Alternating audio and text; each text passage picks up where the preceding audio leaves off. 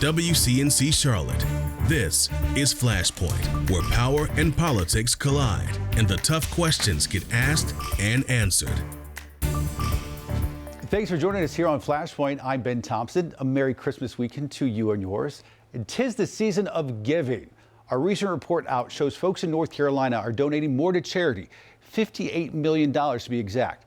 But as costs rise, charities aren't able to stretch their dollars as far.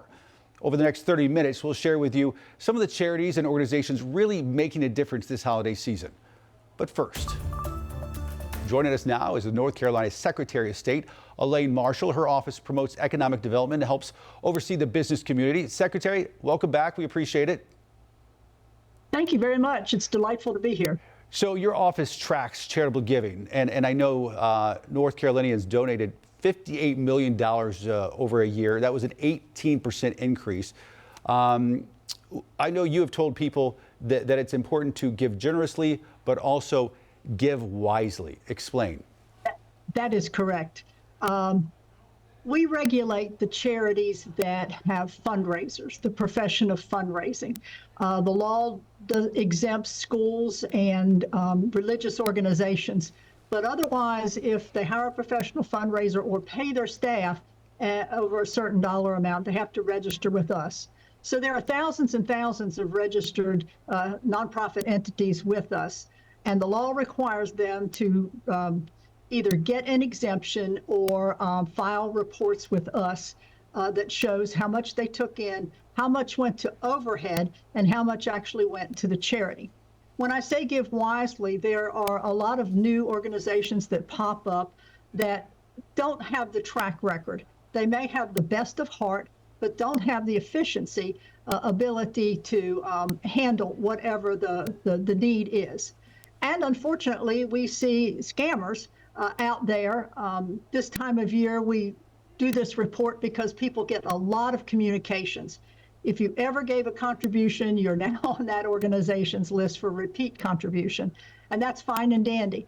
But when you get ones out of the blue from organization that you've never heard of, perhaps a telephone call or perhaps an internet something, we would advise you to be very, very, very cautious.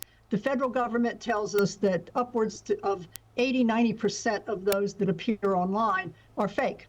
Whenever there's a disaster around the world, these organizations, sometimes they're state-supported organizations in various parts of the world, have wonderful but horrible pictures of disasters, and they play upon the heartstrings of people.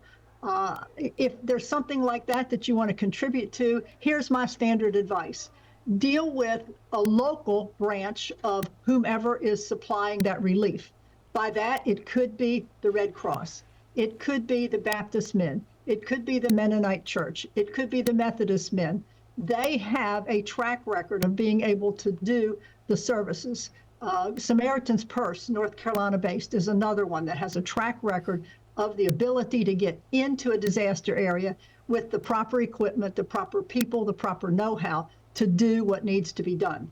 So we have over 20 years worth of information up about how much has gone to the actual charity and how much has gone to the pocketbook of the fundraisers and all. And you can go to sosnc.gov, look up charities, and then you will find tons of information. And you will unfortunately see that some only 10% goes to the charity or 20% goes to the charity. I haven't conducted a survey, but I truly believe in my heart that most North Carolinians believe that a higher percentage of that needs to go to the actual good work. You know, when someone makes a donation, it's a matter of trust. It's a matter of an investment of their trust. That sort of transparency is really helpful so people can see for themselves.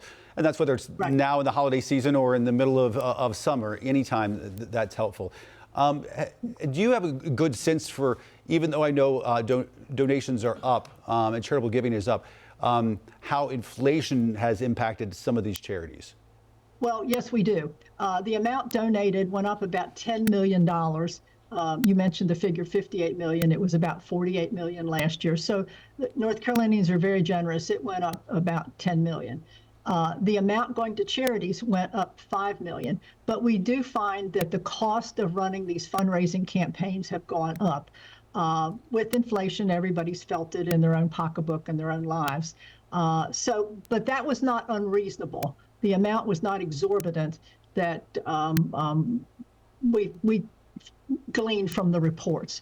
So charities are trying to be very smart. The really ethical ones, the good ones, are really trying to be very smart and squeeze as much service out of each and every dollar they get. All of this data you all accumulate and have oversight over. How rigorous is that process that your office goes through to sort of get this information and get it right? Well, charities have to be registered, and sometimes we find some that aren't. We also find scam charities, and we have here in North Carolina, and we have criminal authority over them. So if you feel like you've been engaged with one of those, take a screenshot, gather all the information you can, and let us know, and we will investigate it. As I say, some are inefficient, and some are straight out crooks, just trying to steal your money. But our oversight, we don't audit the reports per se, but we do believe that by having public transparency where people can see, they can see the folks who are not efficient or even bad actors out there if they're registered with us. So the registration process requires a lot of information about the organization. Then it requires a copy of their federal tax return so you can see exactly about expenses in their general categories. So we respond to complaints more so than we do from any type of internal auditing, because we just don't have the internal auditing capacity. Sure. If somebody brings something outrageous to our attention, then we do get into looking at it further. You talk about $58 million donated over a year time span. What impact, I want to go broad view, what impact do those donations have, not only on the charities, but on the state as a whole? There is such a need for the nonprofit community to step up. Government and even religion can't meet all of the needs that are out there. You don't have to go very far, whether it's a large city like Raleigh or Charlotte, or out in the country, to see that there is poverty out there, to see that people are probably freezing on a day like today where it's very cold. Just all sorts of need is evident as you drive around. Even the wealthier cities like Raleigh and Charlotte. So the need is out there. Government can't fill all the gaps, and we just have to rely upon the good hearts and graciousness of people to help make the plight of others a little bit more comfortable. And some of the information that your office has helps people make an educated decision about where they aim that charitable giving. All right, Secretary of State Elaine Marshall. Secretary, thanks for coming on. We appreciate it. Happy holidays and Merry Christmas. Thank you. Happy holidays to you and happy giving to everybody else. Take care. More Flashpoint after this.